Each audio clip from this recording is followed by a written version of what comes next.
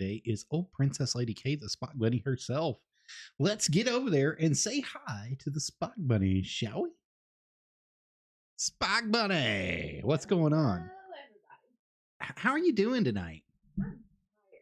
Oh yeah, Spock Bunny had a huge day at work today, guys. She was there a little over 12 hours, and she was getting herself butt kicked today. So she's wanting to talk a little bit about Championship One Wrestling. We're going to be talking about the 8-10 show of what happened. Let's start with the championship match itself. Aiden Wright and Ruthless Robert Blade. Now, the show opened up with Ruthless Robert Blade coming to the ring and saying a little something, and then Aiden Wright came out and he told him that if he was going to be defending that title, he would definitely want to be the first person that he would defend it against, the first ever C1W heavyweight champion. I'm telling you, let's head over to the live scene and you can see what's going to be happening here on the card. That's how it was set up directly right there through the card direct. So you guys can see it for yourself, and I can see it here for you as well. The Hoss of the South meant business, meant major business, right, Spock Bunny? Just a little. Oh, yeah. He meant major business there. So you got to see the way that it started out with a bang there. The Hoss of the South turning during that handshaking event, seemed like he was proud, but he told him that he was not Casey Cage and he would beat the respect into him and he was going to get what he deserved out of it after all. So, he got it all, honey. I mean, for some reason, I'm not having you come through. Let me find out what's going on here. You should be monitoring and output in there. But, yeah, he went for it for sure. He got every bit of it and then some, So, what can you do about it, honey? What can you do? That's it. That's it. Keep trying and go for everything. Right. So, and I mean, it started out with a bang like that. That's how it started out. The confrontation, the talking with, everything that was going forth from that point in time forward. And he made it seem as if it was going to be a test of a test, and it was. Robert Blade was really challenged during that match, during the whole thing that was going on. Frankly, I mean, no offense, Ruthless Robert Blade, you got your butt handed to you. Well, I mean, just a smidge, just a smidge, but it was definitely handed to you for sure. So, do you have any thoughts or anything about that there, Spocky?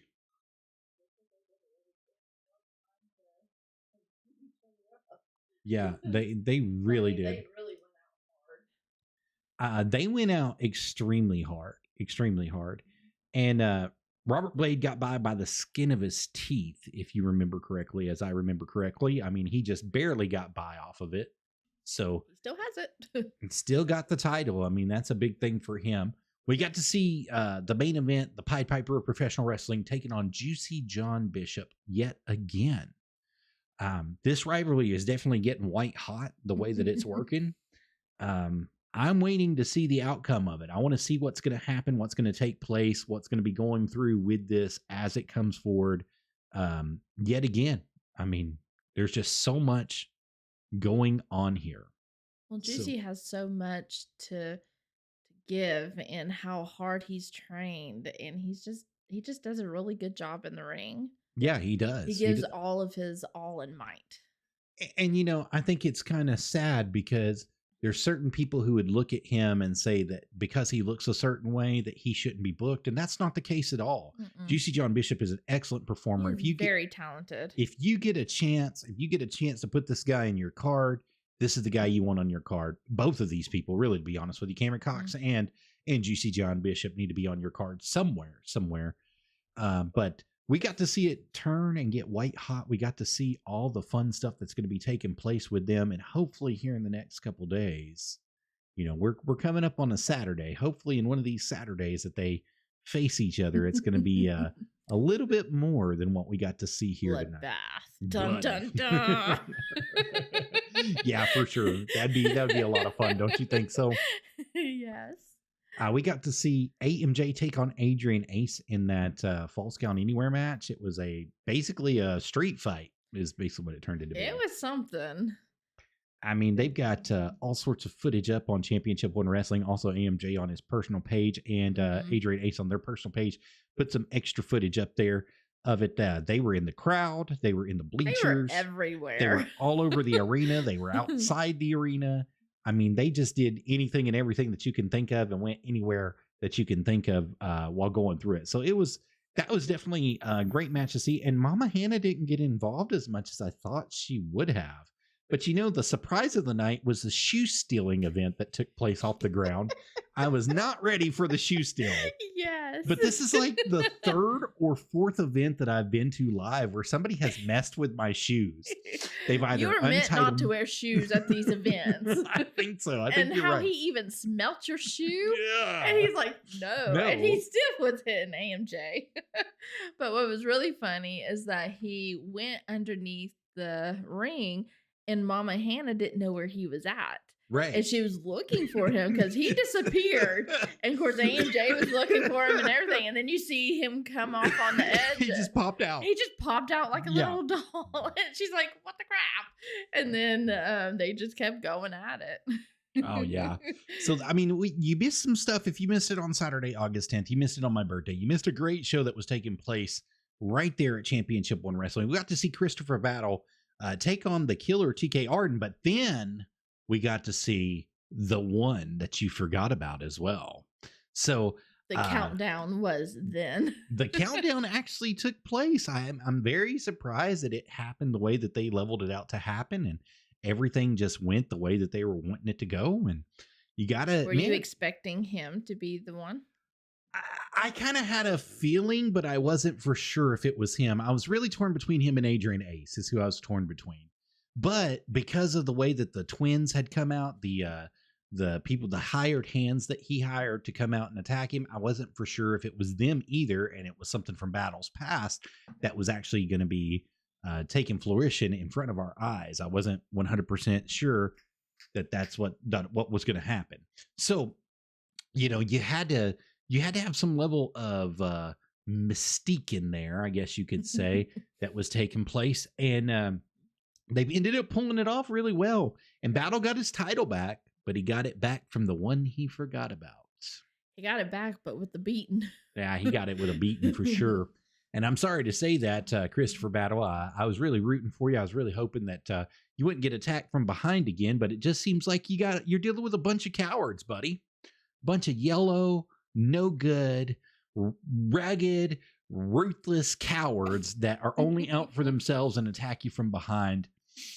I mean, there's scum between our toes. I could say some stuff, but I'm going to let it be there. That's enough to be said over there. So Dalton Blake also took on Alex Michaels in a match with the Ravishing Reed coming out, being at his side there as well. And, that was actually one of the better matches of the night, in my opinion, the way that it took place, the way that it was portrayed out. At least Reed didn't get kicked in the face this time. Not this time. Not this time. Close. The next time, maybe, close, but at least close. this time he did. I think Whitney tried to get a hold of him more than once, though, on the outside. And I think that was my favorite part, was her trying to beat him up. And then at the very end, when the match was done, it was both Dalton and Reed, and she was coming for both of them. They're like, nope, not tonight. Yeah, absolutely. Absolutely. And I think that's what makes professional wrestling great, though, is the fact that it's so unpredictable sometimes for the outside of the ring. And then you got to think, it's a man facing a woman, and everybody is rooting for the woman to beat the man's butt, like on the outside of the ring. It's just the way it goes, So you gotta look at it from both angles, Spock Bunny. You have to look at it from both perspectives. This was actually one of the matches that put the entire night over, and I think that they did a wonderful job by doing it. Plus, you had two heels facing each other for who was the baddest heel, who is going to be the biggest and baddest name in Championship One Wrestling. So the Addams family. The Addams family, old Red Adams and Logan Adams, came out and faced the South Boston Hit Squad, but it was only one member of the South Boston Hit Squad because Jason Hampton's partners decided to no-show on it. So he ended up, rolling and reeling for a long time in there by himself, and the prize fighter did pretty good against him, but in the end, you know how it goes. So, I'm pretty sure that if the tables would have been turned, if one of the Adams boys was put in that position to be put in a tag match, but your tag partner didn't show up, they'd been crying the whole way home. One of them will be crying to their daddy to this day. Let's just call it what it is. Shall we? We shall. Well, I mean, I'm not trying to be rude. I'm just, stating the facts here. That's just how it goes. Chris Payne came back and took on Matthew Oliver Peppercorn, and God, did Peppercorn have the crowd behind him. Everybody was cheering for him. Like, my God, everybody. He was running in circles and pumping his fist. And he was like he was on adrenaline or crack or something, because whatever he was on, I need it. Yeah, well, the crowd really wanted to see him. I mean, they really wanted to see him, Spock Bunny. And I think that made a huge difference in the outcome of how everything played itself out in his match. And it's good to see him get over like that. It's great to see him get over it because he's worked so hard. He worked with Casey Cage for a long time, many, many months. We're running the roads with Casey Cage, almost a year with Casey. Trained out there with Casey, did a lot of other stuff with Casey, but he's just been trying to push to get in singles competition and be known as a single competitor for a while. And this was a great chance for him to do that. And then, like we mentioned earlier in the week, we got to see him. It was great to see him at NWA JCP at Trials at the Troubadour in Nashville, Tennessee. Now, he was out there connecting and making connections. He wasn't actually working the show, but he was out there to see the show and work connections and stuff. And he did such a good job, man. I mean, very proud of Matthew Oliver. I really liked watching his match. It was a lot of fun. It was a lot of fun. And it's great to see the growth that's going on in him personally and professionally. He's just doing some awesome stuff in Championship One Wrestling. And that covers the whole show of everything that took place and what was going on. What was your favorite match of the night, Spock Bunny? There was a couple. I like Peppercorn, definitely. I like Dalton and Reed, how they were running from Whitney. And I liked Mama Hannah trying to find Reject. Adrian Ace. The Adrian Ace thing was so funny though, because he just like crawled up under her and she was like creepy factor too. And he was just staring at battles like all creepy like. I'm like, oh, he needs to be in a horror movie or something. Either that or Wizard of Oz or something. Yeah. He needs to be in something for sure. He's definitely got that it factor is what they call it in professional wrestling. When you look at somebody and you know they've got it, but you can't put your finger exactly quite what it is, but you know that they're going to make money. You know that they're going to be the person. It's so creepy. It's the look. It's the bat. It's the way that he portrays himself to the crowd. How he holds his body. And I'm very proud of him because anybody else would have probably walked away from championship wrestling. Because he went months of being booed, months of no crowd react. I mean, like 4 months with no crowd reaction. Then it started booing. People started booing it. And anybody else would have walked away from that. They would have said, I can't make money here. I can't do anything. But he was really determined to stick his nose to the grind and get in with these fans and get in with these people and make them have a reaction to him. It's just changed just since I've been going since December. And because one of the fan favorites. I was at the beginning and I was hearing like everybody booing him, and then it was like midway is when everybody started rooting for him and wanting a piece of his bat, and how he starts having his own merchandise now from it. And his merchandise is selling. Like you see the kids with the little bats. They're bringing the bats in. I don't know about his shirts and stuff that he's got, or his pictures with Mama Hannah. I don't know how they're selling. But my God, he's selling his merchandise like it's wildfire back there, and he's doing a great job with it. And I can say this: I know that he has a hand in some of the training that's going on as well at Championship One Wrestling. And he is doing a phenomenal job as far as the training regimen goes. Him and Mama Hannah both are doing some great stuff at Championship One Wrestling, trying to make an impact on the kids who are trying to learn and do some stuff. And I really respect the fact that he's giving back as much as he's giving back to these kids, because some of these kids don't know basically their butt from their elbow. That's the nice way to put it. We're trying to be family friendly here. I'm really trying hard. Try harder. Don't shoot me. But but some of the kids really don't, and he's really just taken over. And then some of the kids were trained by some other people, and they didn't have um, the foundation behind them to do what they need to do, or the guidance, or people that would help them to make it look good. And there's a couple kids that are out there in training right now that really deserve a big shot at this business because they're giving it everything. And I want to see TK to go farther. Really? You want to see TK get pushed a little bit more? Mm-hmm. I think TK has the drive to do it. I really do. I believe that he's given everything that he's got, and he's trying to learn as much as he can with his training and the things that are going on in his life. I think that he deserves a spot to be pushed.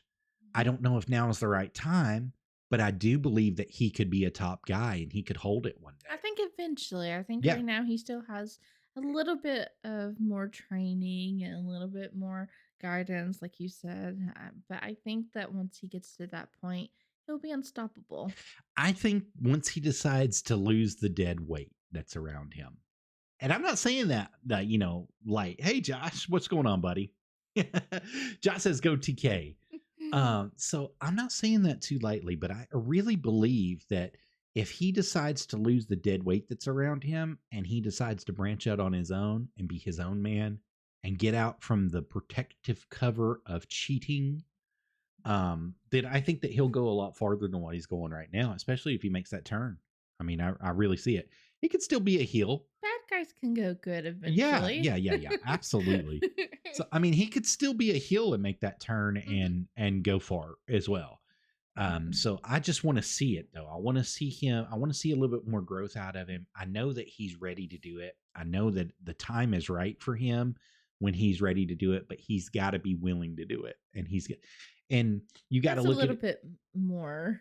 You got to look at it too like this: is the bookers and the promoters have to see it in him too.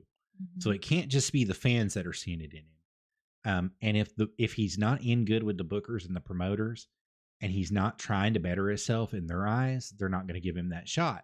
Right. And that's with anybody. It's not just him. That's just with anybody. If they just think that you're there for your $15, your handshake, and your hot dog, that's what you're going to get out of it. So you got to show these people that you're willing to do what nobody else wants to do. And, a great way to do that is faithfulness. You be faithful. You show them every time that you come out that you want to do something. And you talk to them every time that you go out. You try to say hi to everybody. You try to get in the locker room and talk to the people in the locker room. You try to make yourself known. Be very sociable, because you never know. You never know who's going to be the one. You don't know who's going to be the one that's going to take you to the next level. You don't know who's going to be the one that says something or puts in a good word for you. Excuse me, I had to burp. You just don't know who's going to do that for you guys. So, and it could be somebody like us, or it could be somebody of your peers that's helping you get to that next level. But somebody is going to see it in you one day. Anybody else you would like to see move up? Do some good stuff? I mean, they all have potential to go farther than where they're at now. So I wouldn't just single out one. I would just say a lot of them. I think Christopher Battle needs to be pushed for the world heavyweight title eventually. Not right now, but eventually. I think he deserves a title shot. The man packs out the freaking house. He does. He packs it out every time that he's there. Anytime that they're in a big match, he brings anybody and everybody he knows. He brings them to the show, and he makes sure that place is packed for him. That's saying something for itself. He's a draw. He has people that want to see him. He has family members that want to support him. He's got people that are behind him all the time. That's a big thing inside the industry. Not only that, but he's entertaining. He can run his mouth. Yep. He can back his mouth up. He can back anything he does up. I think that they've got him in the crowd involved every time. Every time. That's what I was just about to say is, every time that he goes out there, each and every time that he's there, he's in the right spot right now with that Mixed 104-1 championship. It's the stepping stone to the big one, right? And some of the other promotions that I've been in part, I'm sorry, Spock Bunny. Some of the other promotions that I've been a part of and worked with, they have this rule. It's called the Lucky 7 rule. You get 7 defenses, and you win all 7 defenses. You get a chance to move up into the next rank or the next level. They'll give you an opportunity for the title. And I think that he has defended that title, I think 4 times now. And so he's working on that lucky 7 for him. If he gets it successfully 3 more times, he should get a shot. That's my personal opinion. I think he should get a shot at Ruthless Robert Blade eventually. For it. So, and I think that would be a great match. That'd be a great sellout match for him. It doesn't matter if it's in a cage, if it's a hardcore match, if it's just one-on-one. I think that would be a really, really big draw for the fans. That would be really big money for the fans. 2 of your favorites going at it. Could be title versus title. I mean, I don't know. I mean, I'm just spitballing here, but bring the arena down. Bring the house down, baby. Bring it down. So, you got to look at it from that perspective and the money perspective. And then Cameron Cox still has a world title rematch that he can use. He has a rematch clause that he could use at any time. They could actually turn that into big money 3-way. I mean, I'm just saying. Don't quote me on it, but I'm just saying they have the opportunity to do it. Right. And then some other people in the circuit, I think, that deserve a run or a little bit of a run. Draven Lee. I'll put it out there. I think Draven is an excellent performer. I think that he's a wonderful wrestler. I think that he's one of the safest people inside the business. And I don't think that there's a lot of companies that are trying to push him because of his gimmick as being the freak, But I think that Draven deserves a run at something, whether it's the Mix 104-1 title, whether it's the World Heavyweight title of Championship 1. If he gets involved tag team wise, he deserves a run. I really believe that with all my heart. I think that he's a moneymaker too. He brings all the little girlies out of nowhere. He just does. It happens. So, there's a nice way and a wrong way to put it. I mean, but he brings the wrestle rats and he brings the actual fans. He brings them both. So he brings everybody. He does. All ages, everybody. He does. He has meet and greets on the outside. He's doing photo ops on the outside every time that he comes. So I think that he has the opportunity to do that. And then with them bringing some talent in as well, like Brando Bennett coming in, I think it's a stacked house. Chris Crunk's going to be there this coming week. They've got Jameson Shook's going to be coming back this coming week as well, or they're booked to come back this coming week.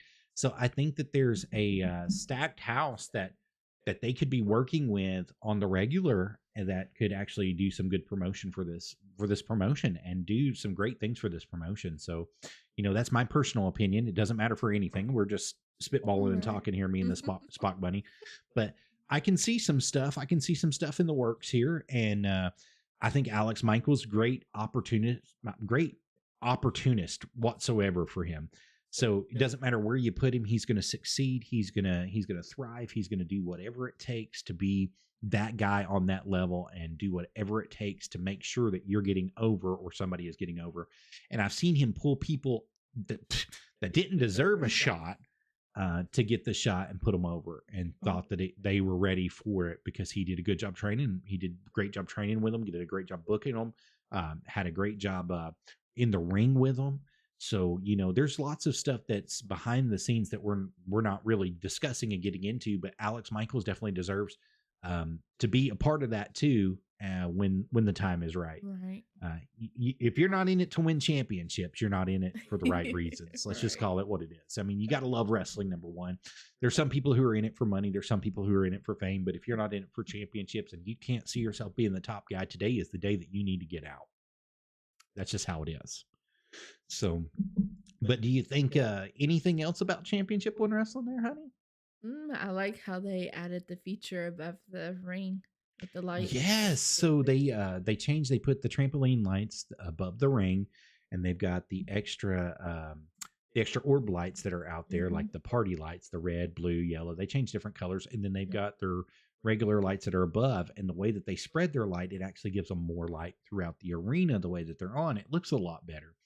And this Saturday, you guys will get to see that on the Wrestle Talk Rewatch and Review, or if you're currently on the YouTube channel that they've got going on for Championship One Wrestling and you're a part of that, you can see some of the matches ahead because they were doing a little bit of the premieres for them.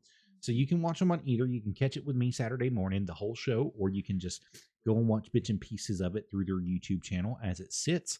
And you can see the difference in the lighting that's taking place. And I have to say that they were It took them a little bit of time, but they started listening a little bit at a time just to make their show better, do little different things. They had a box for the camera girl to stand on.